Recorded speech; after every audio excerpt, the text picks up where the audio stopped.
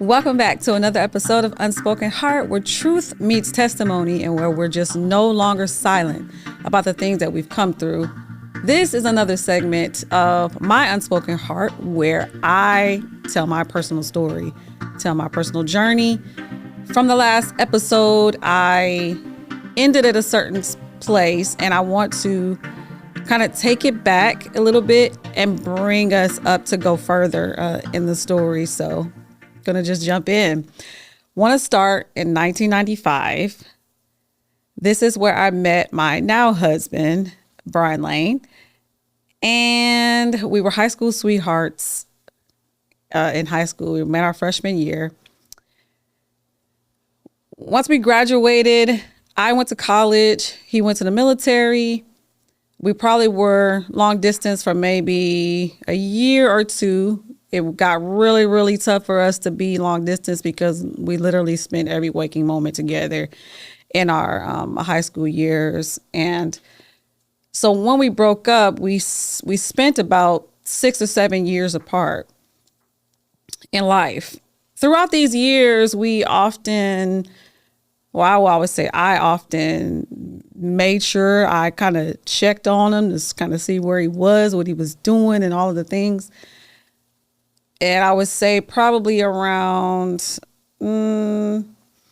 maybe 2006, I believe, around 2006 is when we reconnected. We, started talking again a little more frequently. This is around the time where I got signed to the record deal that I spoke about previously. Now, at this time, the interesting thing is because we spent so much time apart, there was a lot of life that we both lived at that time. And so it was interesting because when I was signed to the label and then we reconnected, I didn't know that he was like in the music industry at that time as a videographer, like recording engineer, graphic designer, like literally all of the things that any artist or label would need in their life. This guy literally possessed all of those things, which was so interesting because like I remember us, growing up, and I knew that he had this undying love for music for sure. He always had this dream of opening a record store and having a studio in the same building. The record store was going to be, I think, below the studio, if I can remember that correctly. And so I remember that, he definitely had like this love for music. He was a rapper and all like, so music was definitely in his life, and I knew that about him growing up. But it was so odd that the time that we spent apart and when we like literally reconnected, it was really on some like, hey, he found out I was signed to a record label as we reconnected.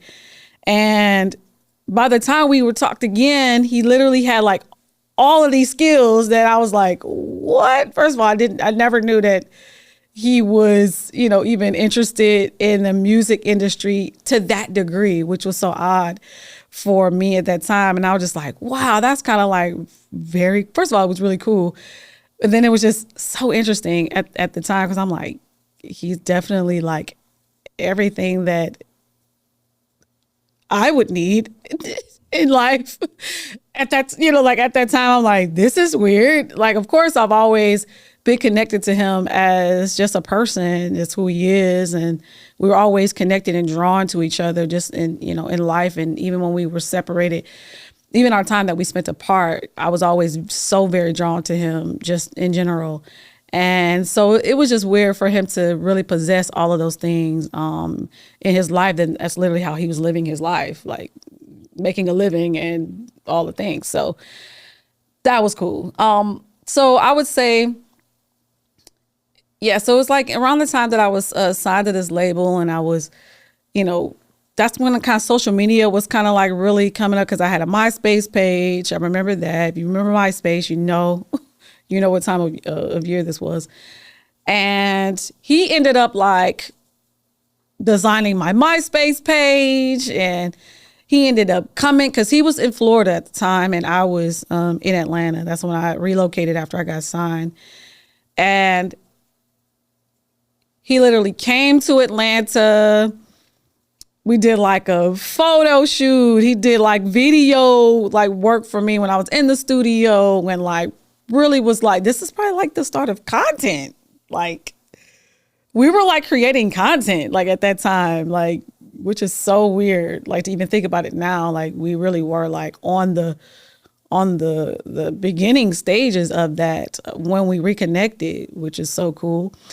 And so I would say like, that's really when him and I, like once that process started rolling, like we definitely, our relationship, we started talking more. We started really, dreaming and thinking, about us being together and what would it be like? Because we had spent so much time apart, so much life had happened for us individuals, as individuals. And so, yeah, so that's kind of when we started like really talking again in our relationship. And as I continued on, like I mentioned before, I was signed to this label for 2 years. Once the label didn't really have real direction for me as an artist, I decided not to re-sign the contract. But in the process of being a part of this label, like I mentioned before, I was working on my album at the time when I was signed. And so I met a lot of producers at that time. I met songwriters at that time as well. And there was this one particular producer that I worked with at that time that once I wasn't signed to the label anymore, our relationship continued with me as a songwriter. So even after like the label thing, I stopped pursuing artistry at that time, which is, when I think back on that now, it was a very interesting space for me because, like I mentioned, when I came back to artistry from my childhood and, really got back into it in a more consistent aspect, a part of me felt relieved to not be an artist. And I feel like this is probably the first time I've ever even mentioned that in that way, that it felt like, okay, there's actually another aspect of me that I can explore that I never saw before for myself. And I think a part of it was very freeing for me because it's as if I wasn't tied to my singing ability to be like my ticket to success, for lack of a better term. And I felt like jumping into songwriting was freeing for me. Now, the funny aspect of this is when I got into songwriting, it was with my brother. Like I mentioned before, when he called me, because he was signed to Arista Records, he called me to co-write with him on his album. That was the first time that I ever wrote anything. It was with him. So when I did get signed to this label, I signed to the label as an artist and a songwriter.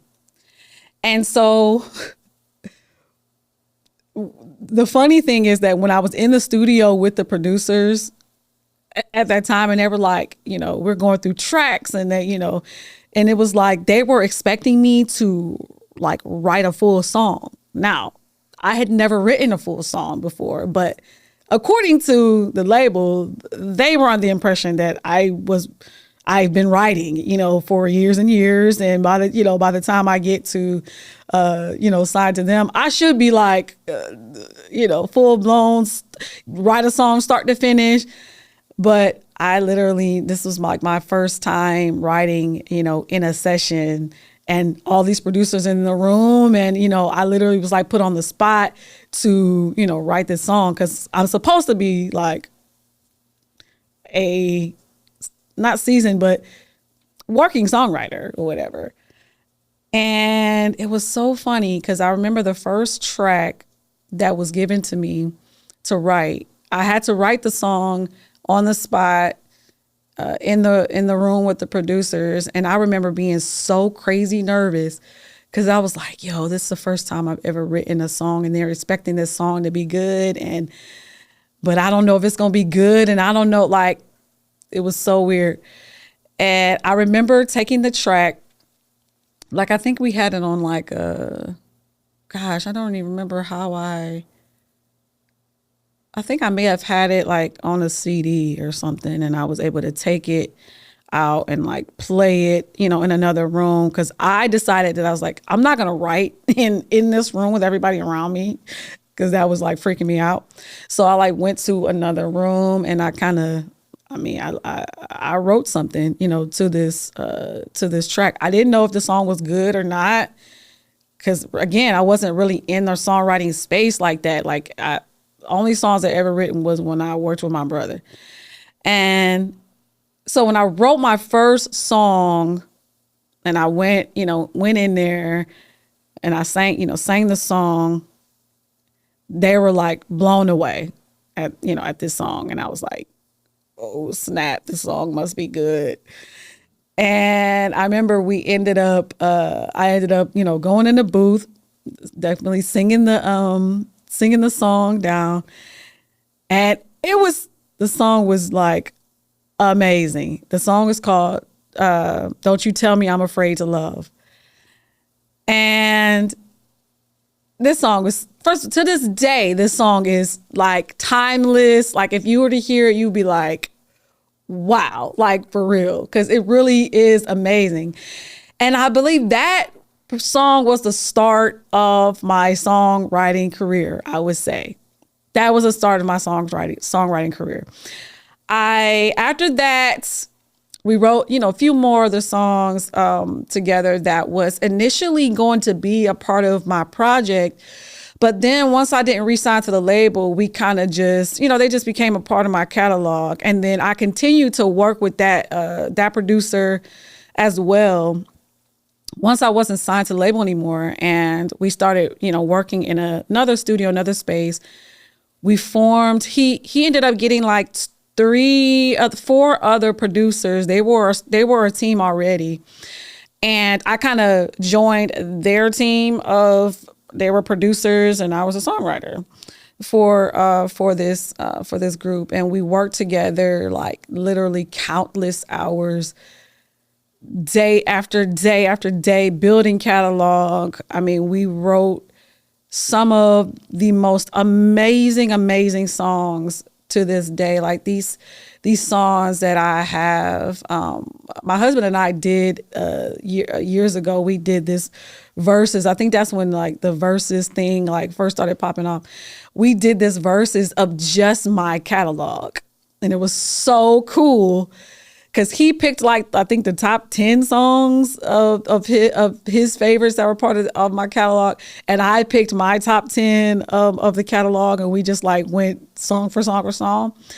But these songs, like I'm going to put the link to that verses in the description of this video so that you can kind of have an idea of just the type of music that I was writing at that time. With the team that we had. Like our team was so very, it was just magic. We really had something special, I would say. This was, in a time where there were lots of artists that we were submitting songs to at that time as well.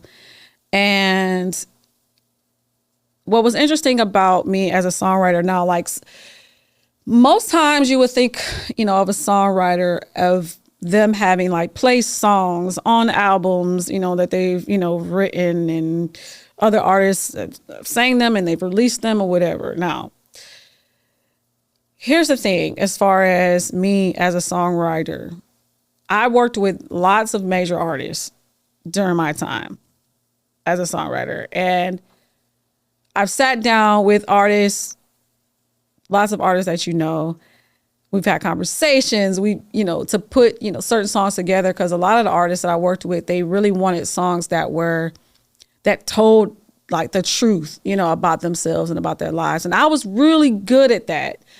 I won't say was, I am. I'm really good at writing songs that tell real stories, that that have substance, that aren't just that aren't just kind of like, I don't know, fun and I don't know, however you want to describe it. I'm just really good at telling, really good story in my songs. And I think I was kind of like known for that, because I know a lot of artists, when they would hear some of my music or whatever, they would kind of come to us for that, because that's kind of like the type of writer that I was at the time. And so, saying all that to say that a lot of the songs that I wrote at that time would get pitched to artists. They would sing the record or whatever, or maybe the producers or whoever was working with them loved the song with my voice on it. And then when it would get pitched to an artist and they'd sing the song, then they wouldn't like the song anymore. So I always ran into that. I ran into that as a writer a lot. Like, it was, there was times where they would say, well, I sang the song too good. Or, they would say, dumb the demo down, like, okay, you're putting too much in it. It's too, it's too polished. There's no room for the artist to be creative, and it says so. And then when we started kind of dumbing the songs down, like, okay, don't put too many backgrounds. Like, don't put too many riffs, in it, or runs or whatever. Then it wasn't good enough. They weren't able to see the vision. So it was either like the song is too good or the song doesn't have enough in it. And I ran into that a lot as a songwriter, where it was hard for me to place records because of those things. So I ended up with a lot of amazing songs in my catalog to this day. I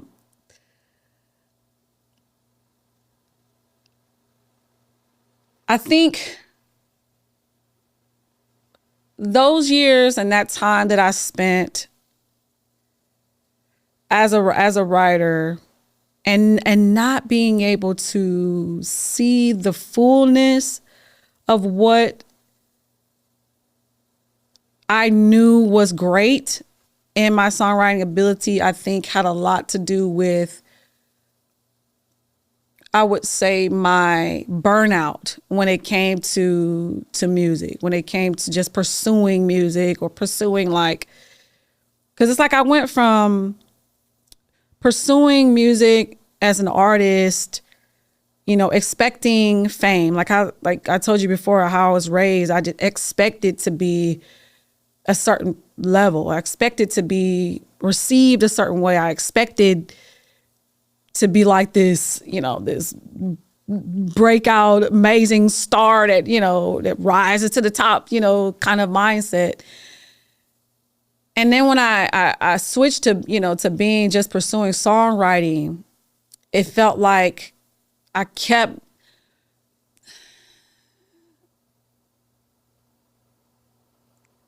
it's like the same aspect of like knocking on the door and the door just not opening. Like, that aspect was I kept getting kind of like the same result in that. Like, even with the writing team that we had, we were pursuing a publishing deal for the catalog that we created because the songs were so great. Like, that was undeniable.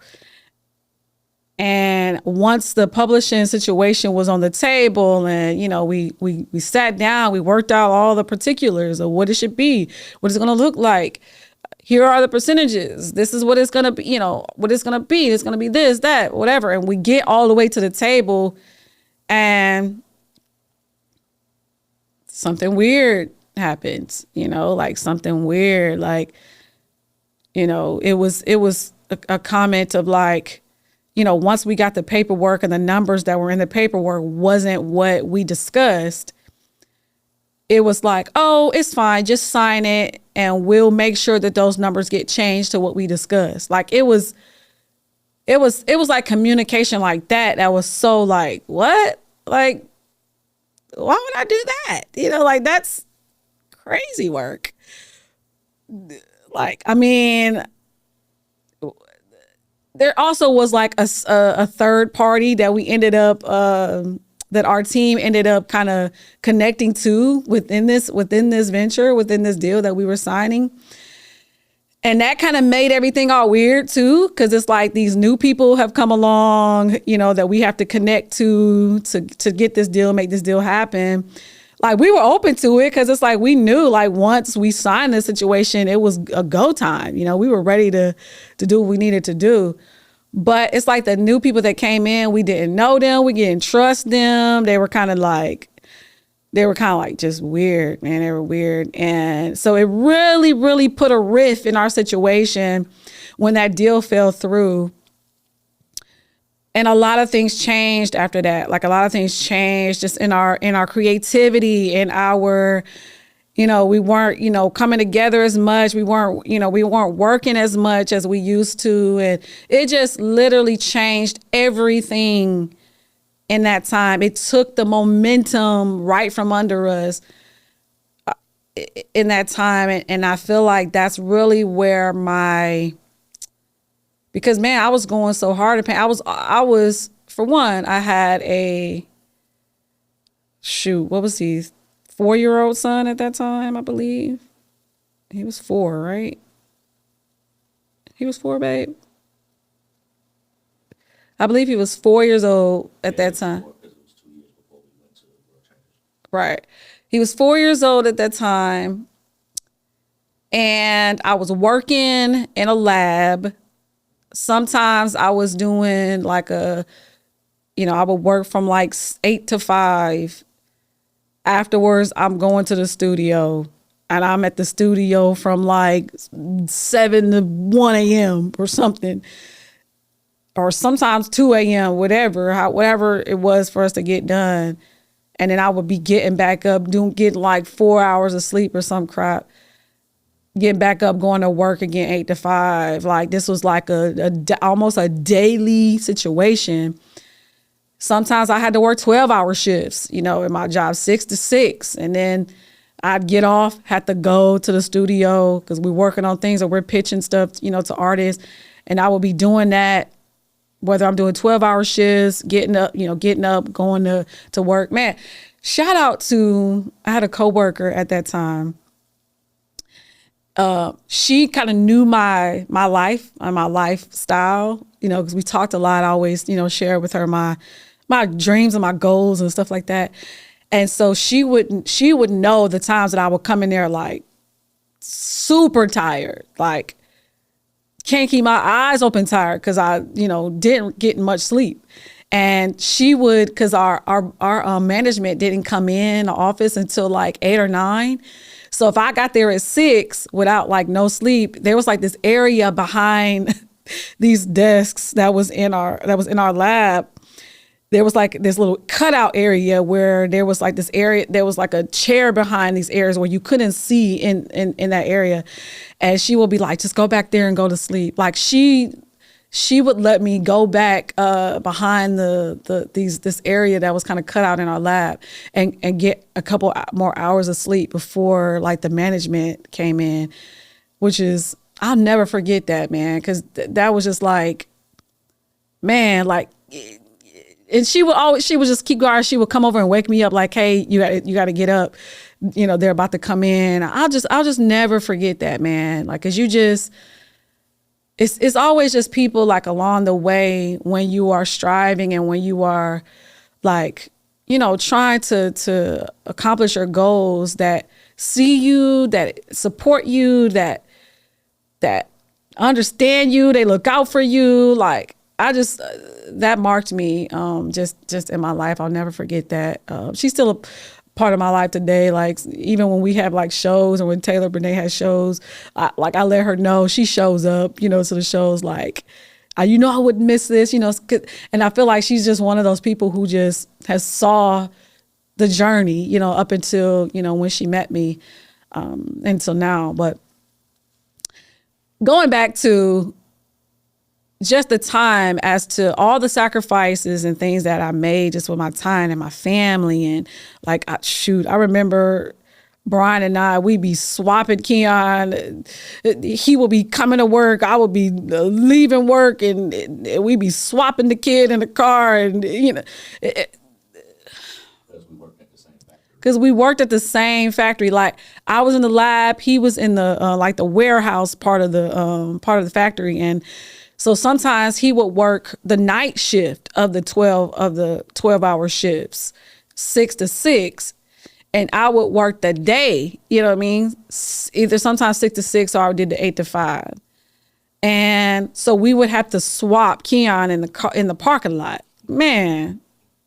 Oh man. We would like, he would arrive and I would be leaving, especially if he was on a night shift. And we would put Keon in he would still be asleep or something. Like, we would put him in in the car, kiss, hug, get in the car, go. Like, we did that for, oh my gosh, it felt like forever. It really did. But it's the sacrifices that we were making at that time. So when that publishing situation didn't come through, I feel like it stole my, man, it really stole my momentum. It robbed my joy. It robbed my creativity. It robbed my hope in that time of just like, man, like it added on to the despair, I would say, with just my career since I was a kid. It just compounded on that. It felt like, man, like I just cannot get ahead in this thing. No matter what I do, no matter what I've, sacrificed, no matter how good I am, no matter how well I sing, how well I write, it just always showed that it made me feel that I just wasn't good enough. No matter how many writers I trained, no matter how many, like even now, there's songwriters that are out here that are writing for major artists that trained with me. And it's like to see like that at that time, like in my life, I'm like, yo, what? Like, it was a lot. It was just a lot. It was a lot to deal with. It was a lot to deal with at that time. It was a lot. It was a lot to take in. It really affected my esteem, my self-worth, I'm like, well, shoot, maybe I'm not as good as I think I am. Maybe I'm not as, as amazing as, as I believe that I am at that time. And I would say really right after that publishing deal fell through, I still continued to songwrite because there were other like producers that are major producers now that came along the way that I continued to work with and I continued to write with certain things, certain projects or whatever. But there was that feeling of, I know how I felt inside, that I was just kind of going through the motions. I wasn't really connected like that. And I felt I was really coming upon the burnout. I was really coming upon that time where I felt like, I don't think this is it for me. I don't think this is what I'm supposed to be doing.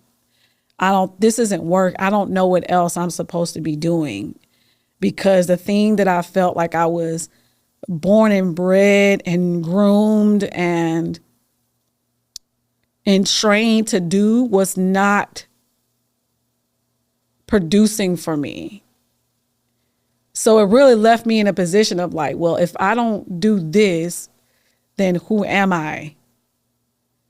And that's, to me, where I feel like I was giving up. I knew I was giving up inside because my drive for it, my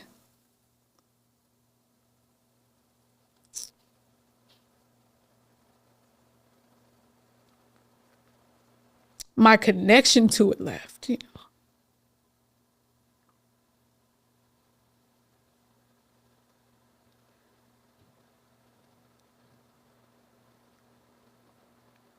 So I know I was giving up.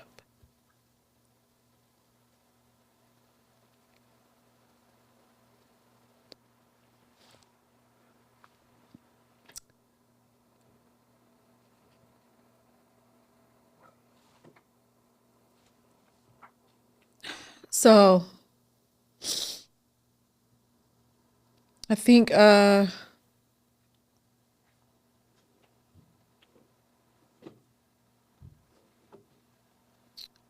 think even around that time there was like a lot happening, like just in our lives and in our world.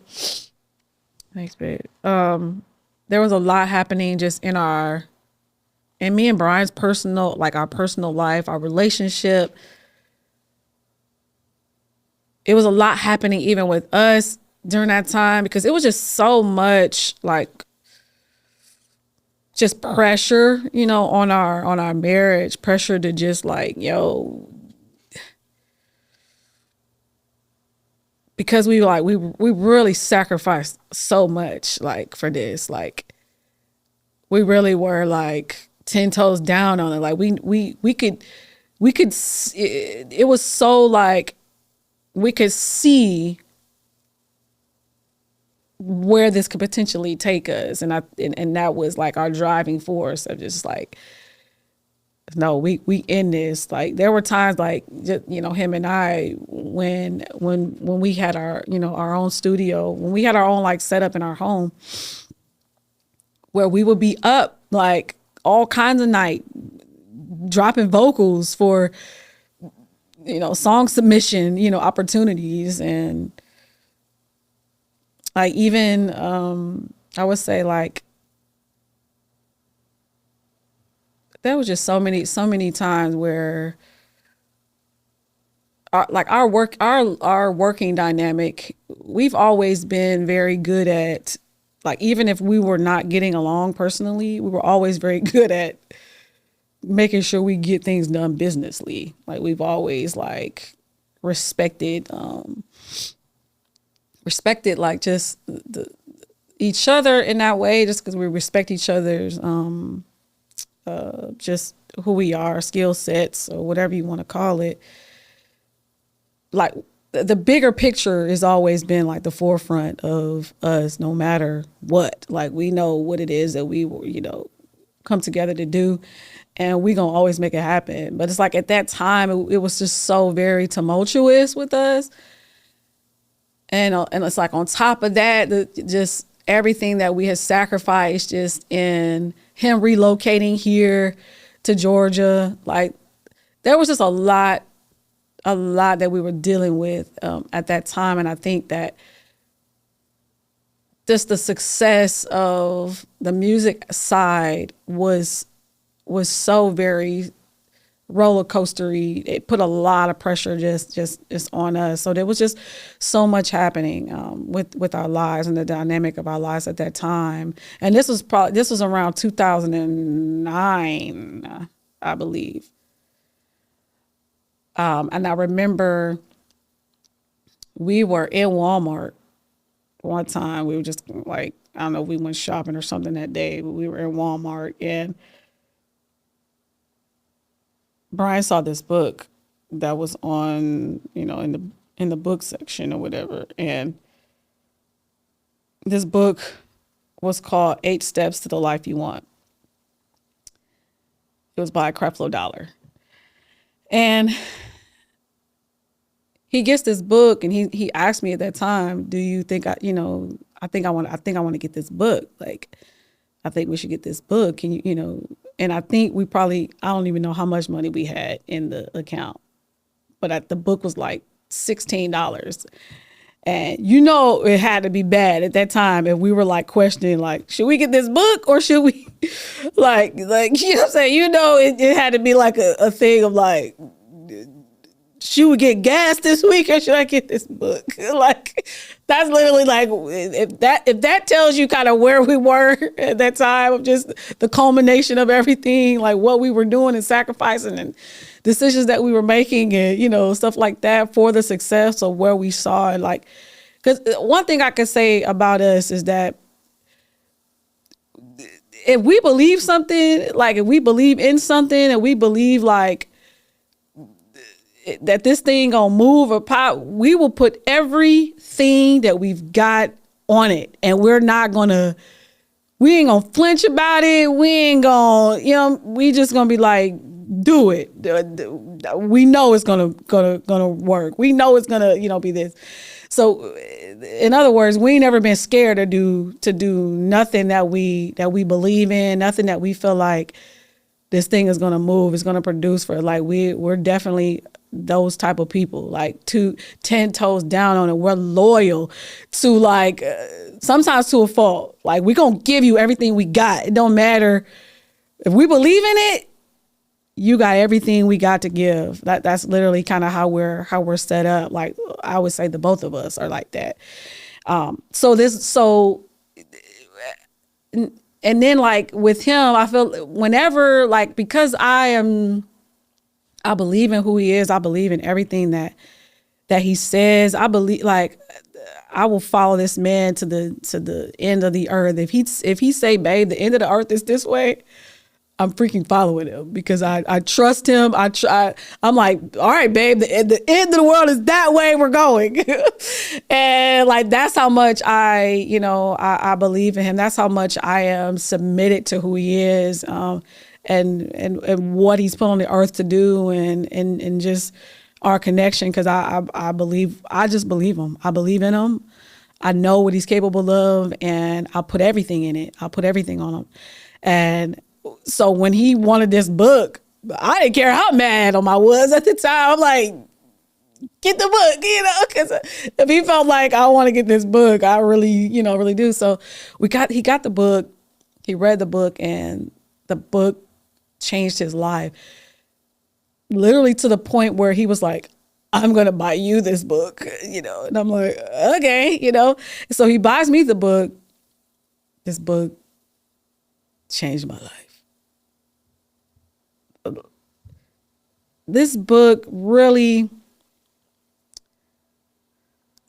I really feel like it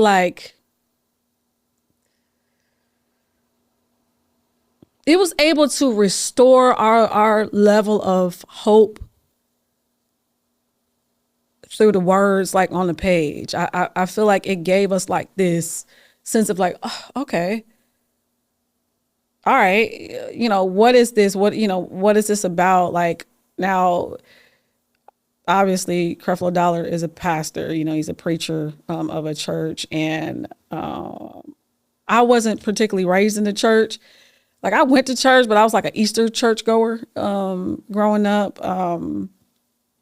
So like we both knew about God. We knew about, God. It wasn't something that we like, we weren't like atheists or no crap, but we definitely believed in God and stuff like that. But I would say we weren't living our lives for Christ. Like we weren't like submitted to God like that. And I feel like this book was just like,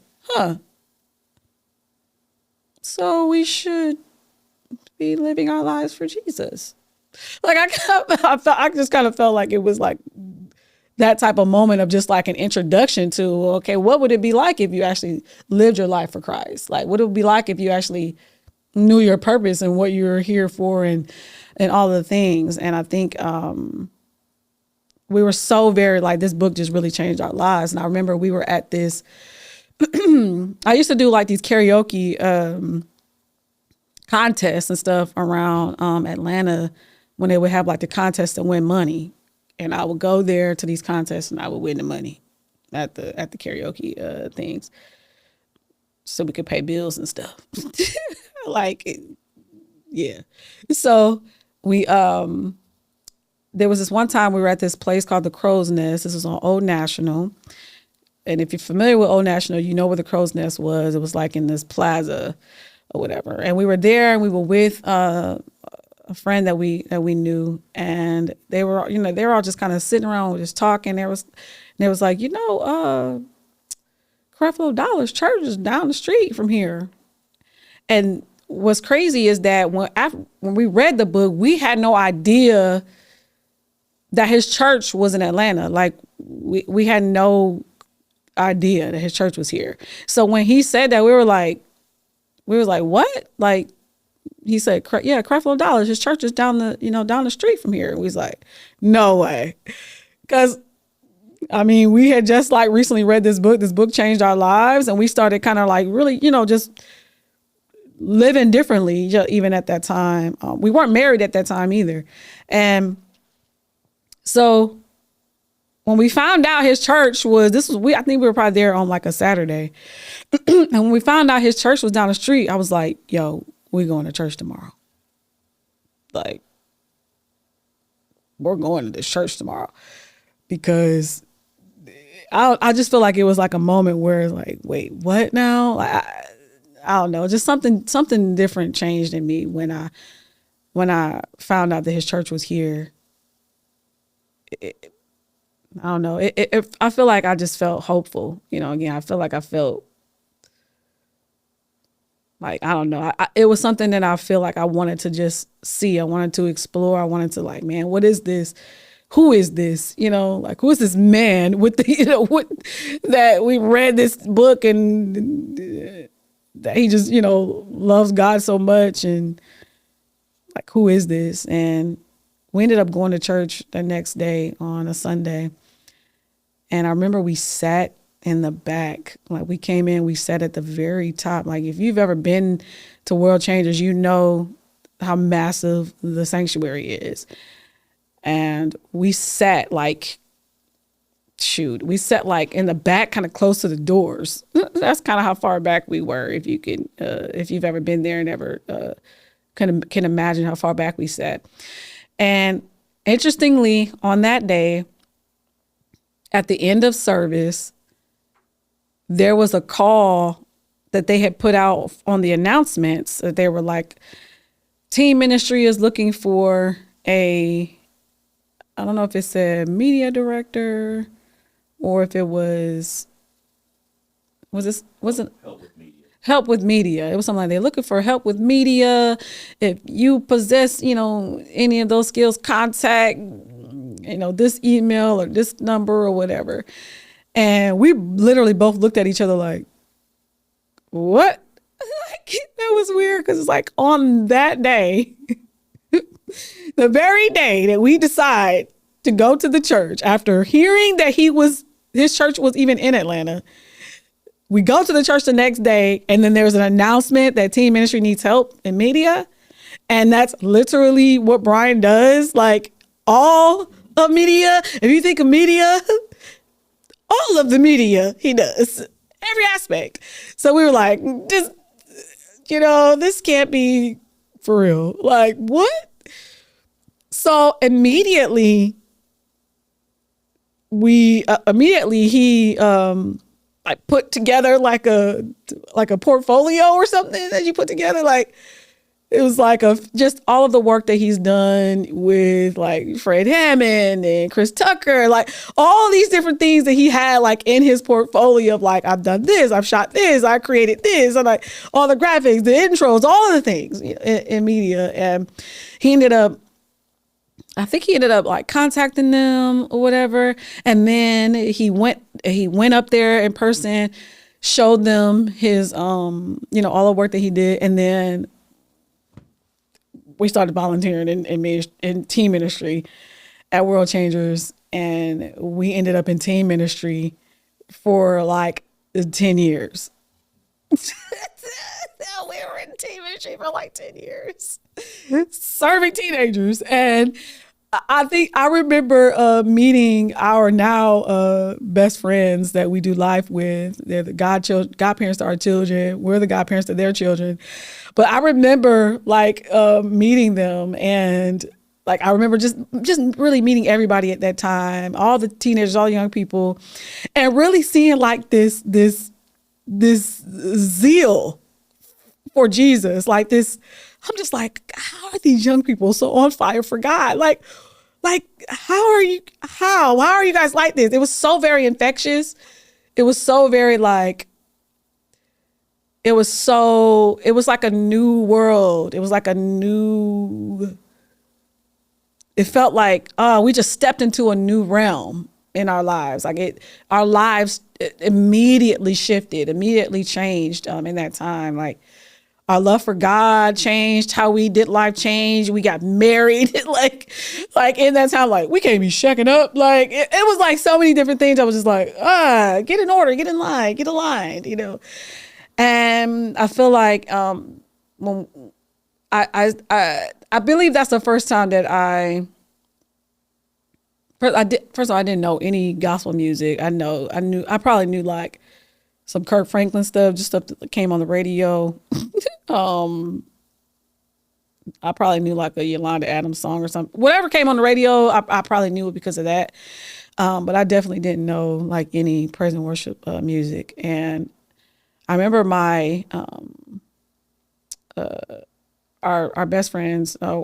His name is Anthony. He's not the youth pastor at it's now WCYE Teen Ministry. But I remember I would come to the service and I would volunteer and stuff like that, but not in a music aspect. I would just come, and kind of be there, whatever was needed, whatever they needed help with. And I remember sometimes during praise and worship, I would be at the back of the room by like the soundboard. And every time he would walk past me and put a mic in my hand and then walk away. And I would think like, yo, why does he keep putting this mic in my hand? Now, of course, he knew that I could sing. He knew those things about me just because, Brian would share, certain things, maybe songs and videos and stuff like that. But I always thought it's like, yo, why does he keep putting this mic in my hand? Like, because there was nothing in me that felt like I wanted to sing, and I definitely didn't want to sing in that aspect because it definitely didn't look anything like I was used to. If that makes sense. So there was no desire in me to be on the stage and to be, and to, sing worship music or anything like that. Cause it wasn't something that I did before. So I didn't feel like this sense of like, oh man, I want to get up there and, whatever. There was nothing in me that I felt like I wanted to do that. I was actually quite afraid, and nervous just in that space because didn't feel adequate to do it, to be in that space. And but he would always literally walk past and keep putting the mic in my hand every week. And there was this one time that he did that, and I believe the youth pastor at that time called me to the stage. And what's so funny is the young people that I served at that time, they often refer to this moment to me, even now as a dog. It was a time that marked them even in my life and in my journey and on my road to becoming who I am now. But they remember that moment when I came up there on the stage, and I think I sang, I can't remember what I sang at that time. But whatever it was, something that, obviously that I knew from the radio, something that I knew from the radio. And when I sang it, a lot of them attest to the fact that they saw something shift, because I remember I started crying, and I think I don't know if I was crying. I don't know if I ended up on my knees. It was something very, very marking to them that even when they talk to me now, they're always like, man, I remember that day. I remember like it was yesterday. He called you up to the front. You came up and I saw something shifting you in your eyes. And, like they literally attest to that to this day, which is so very interesting to me, because I believe that's the moment where the Lord kind of changed everything for me. And that's when I got on this journey of discovering who I am, why I have the gift to sing, what it was all for, and how he wants to utilize it and to change lives and bring people joy and set people free and heal bodies and heal hearts and all the things. But I believe that was the moment that worship was birthed. So I'll stop there. And I just thank you guys for just even being on this journey, like with me and telling this. A lot of these things that I'm sharing, this is me like really walking through it in real time. Even in times where I felt like I wanted to kind of prepare, to what am I going to say? How am I going to, say these aspects of my life? I haven't been able to do it. I haven't been able to like jot down notes of how I want to say this. And I really think it's because a part of this has a lot to do with me just letting my heart really be spoken, at this point, instead of me trying to narrate it or control it, because there are things that I'm going to share, that I'm walking through, that I haven't said out loud, So thank you guys so much for just tuning in. Thank you for just watching, wanting to get to know me, so that you really can't understand the why behind Unspoken Heart, and that we truly, truly live by the blood of the Lamb and the word of our testimony. So I'll see you guys next time. In today's world, your brand isn't just what you do. It's how you're remembered.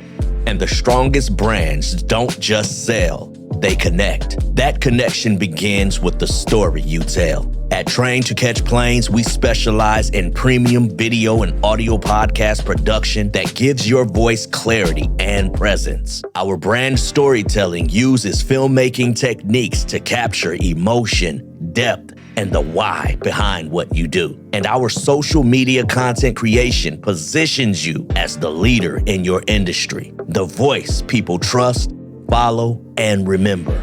This isn't just production, it's legacy in motion. It's your vision, it's your voice, it's your time to take flight. Train to Catch Planes is an amazing experience. It's not just the atmosphere, but the customer service, the way that the team leads and guides you. If you come in here not necessarily knowing where to start, how to do certain things, their guidance is unmatched. The direction of Brian, his creativity, you don't even have to tell him what to do, okay? In the editing, all of it is youthful, it's trending. Let me tell y'all right now, if you don't know about this spot, it is a premier spot in Metro Atlanta with all the needs, the necessities, the equipment, the cameras, the lights, the action. It's right here at Train to Catch Planes.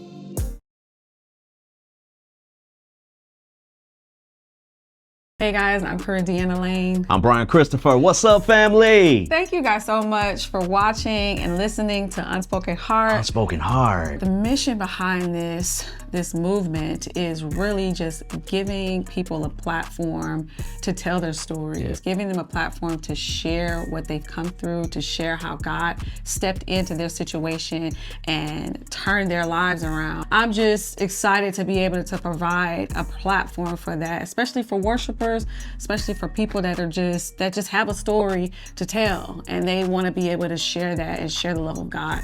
We're just gonna keep growing this thing one episode at a time, one duet at a time, one story at a time, one testimony at a time. And hey, we're just gonna watch where God take us. Take all of us. The episodes will drop every Saturday morning, so be subscribed so that you can be notified when they drop. Make sure you're commenting, guys, because when you comment, you help the algorithm push this out to more people. And the more people we reach, the more effective we are in getting the word of God out.